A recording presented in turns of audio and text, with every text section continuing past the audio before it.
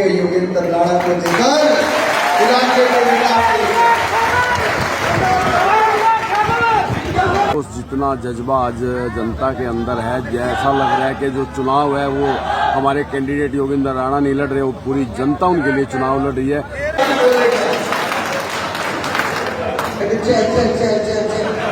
थोड़ा आइए तो बोलो, तो पता चला चैन के मिलिट्री स्कूल की बात कर रहे हैं। क्या अखिलेश जी आप मिलिट्री स्कूल की बात करते हो? भाई मैं सेना में कैप्टन हूँ,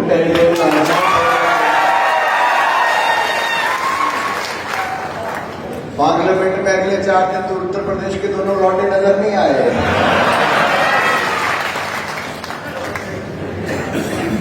साथियों, ये वो लोग हैं जिन्होंने जाति धर्म के नाम पे समाज को बांटा है। हमने कभी समाज के नाम पर ये नहीं कहा कि ये समाज के नाम पर वोट। हमने कहा देश के कल्याण के लिए सब एकजुट हो जाओ, देश है तो हम हैं, बटेंगे बटना नहीं। ये बटने का काम तो नेहरू ने किया था, और जिस तरह से नेहरू जी ने देश के लिए अपनी सत्ता हथियाने के लिए काम किया, आज राहुल गांधी जी धारा 370 को वापस जम्मू कश्मीर में लाना चाहते। नेहरू जी का ब्लेंडर सबसे बड़ा ये था जिसके कारण 45,000 लोगों की जानें जम्मू कश्मीर में चली गई, हजारों सैनिकों की शहादत हो गई, हमारे हरियाणा के नौजवान वहां पर शहीद हो गए। राहुल गांधी को जवाब देना पड़ेगा हरियाणा के नौजवानों को, क्यों नहीं बुलेट प्रूफ जैकेट इनकी सरकार ने दी 2004 से 14 तक। हमारे सैनिक मांगते हुए नहीं थी, वन रैंक वन पेंशन मांगा नहीं थी, लड़ाकू विमान मांगे, लेकर हथियार मांगे नहीं किए, दलाली खाने की ढूंढते रहे। लेकिन नरेंद्र मोदी की भारतीय जनता पार्टी की सरकार आई, हमने हरियाणा की फैक्ट्री से 2.5 लाख बुलेट प्रूफ जैकेट बनाकर सेना के जवानों को दिया। हमने देश को दुनिया का सबसे लेटेस्ट लड़ाकू विमान राफेल खरीदा भी, और सबसे पहले लैंडिंग कराई तो अपने अंबाला में, हरियाणा के अंबाला। और यही नहीं, हरियाणा के कुरुक्षेत्र में, अरे साथियों आप भूले तो नहीं, कौरवों ने पांडवों की जमीन हथियाने का प्रयास किया था। वैसे इस कौरव रूपी कांग्रेस पार्टी ने हरियाणा के किसानों की जमीन हथियाई, हजारों करोड़ रुपए का घोटाला किया। भूले तो नहीं उल्टा का समय। अब फिर आंखें लगाकर बैठे हैं। उस समय दलाल और दमाद अपने खजाने भरते थे, दलाल और दमाद का जलवा जलाल होता था। हम दोबारा दलाल और दमाद को नहीं आने देंगे। हम यहाँ पर लोगों को खर्ची पर्ची का नुकसान नहीं करने देंगे। ईमानदारी से 2 लाख युवाओं को नौकरी बगैर खर्ची पर्ची के देंगे, राज्य बगैर खर्ची पर्ची। अरे इन्होंने तो दलाल दमाद की सरकारें तो चलाई, लेकिन दलितों पर उत्पीड़न की प्रयोगशाला भी यहाँ पे चलाई हरियाणा में। 18 दलितों के घर जला दिए गए, कोई बोला नहीं लक्ष्मण कांड में। 19 दलित की बेटियों के साथ बलात्कार हुए, कोई बोला नहीं हुड्डा की सरकार में। अशोक तंवर दलित समाज से आते थे, शायद कुमारी जी दलित समाज से आती है। आजकल क्या हालत है उनकी, मंच पे नहीं चढ़ने देते कांग्रेस। दलितों को तो ठिकाने लगा दिया कांग्रेस ने। राहुल गांधी ने कहा मैं तो उनका आरक्षण खत्म कर दूंगा। अमेरिका में बोला नहीं बोला? अरे ना नेहरू चाहते थे, ना इंदिरा गांधी चाहती थी, ना राजीव गांधी चाहते थे, ना ही राहुल गांधी चाहते उनको आरक्षण मिले। लेकिन वो आपको भी नहीं देना चाहते, देना चाहते तो आपको पहले दे दिया होता। ये भी मोदी जी आए तो आर्थिक रूप से कमजोर अगले वर्ग को भी 10% आरक्षण दिया, तो मोदी सरकार ने।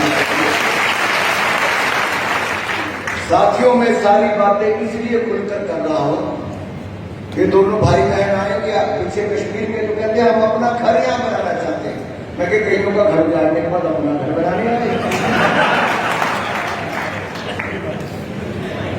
अब हुड्डा के किसान करते थे, किसानों की जमीन लेके दमाद का घर आपने भर दिया। नेशनल हेरिटेज के नाम पे आपने जमीन दे दी थी कि नहीं दी? हजारों करोड़ का घोटाला किया कि नहीं किया? अरे साथियों यही नहीं, इन लोगों ने क्या क्या किया मैं आपको बताऊंगा तो बहुत लंबा समय लगेगा। लेकिन असल में क्या हुआ, ऐसा उम्मीदवार ढूंढ के पता नहीं कहां से लाए। मुझे लगता है राहुल गांधी का घर दे दिए। असंध के कांग्रेस के उम्मीदवार ने कहा था कि अपना घर भरूंगा, फिर रिश्तेदार का घर भरूंगा, पार्टी वालों के दलाल और दमादों के घर भरेंगे, लेकिन आपके घर खाली करेंगे। अपने नदी भरेंगे जब आपके खाली करेंगे।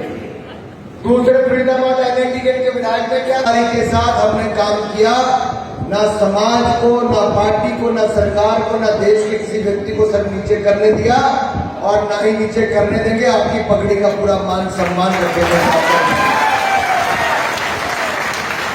आज तो जा रहा हूं मोल मांग के, अगली बार आऊंगा समस्याओं को सुनने के लिए और चाय पीने के लिए भाई योगेंद्र राणा जी के साथ। बहुत बहुत धन्यवाद। जय भारत, जय हरियाणा। हमने जो वायदे किए वो पूरे करेंगे, इस बात का विश्वास आपको दिलाता हूं। आपने शानदार कार्यक्रम किया, आपका बहुत बहुत आभार। मेरे 5 कार्यक्रम है, हेलीकॉप्टर थोड़ा खराब हो गया, इसलिए बाहर जाना पड़ेगा। मैं आप क्षमा चाहूंगा, मुझे आपसे जल्दी नहीं करना पड़ेगा, 2-2.5 घंटे लेट चल रहे हैं।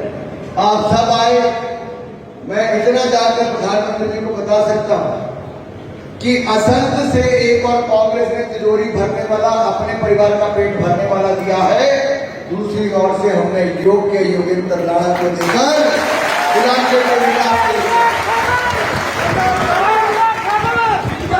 तो साथियों, आप आए शानदार कार्यक्रम के लिए और आप समाज को मैं मेरा विश्वास दिलाता हूं। 5 बार से हमीरपुर हिमाचल प्रदेश ने मुझे लगातार सांसद बनाया है, कहीं कोई कमी नहीं छोड़ी।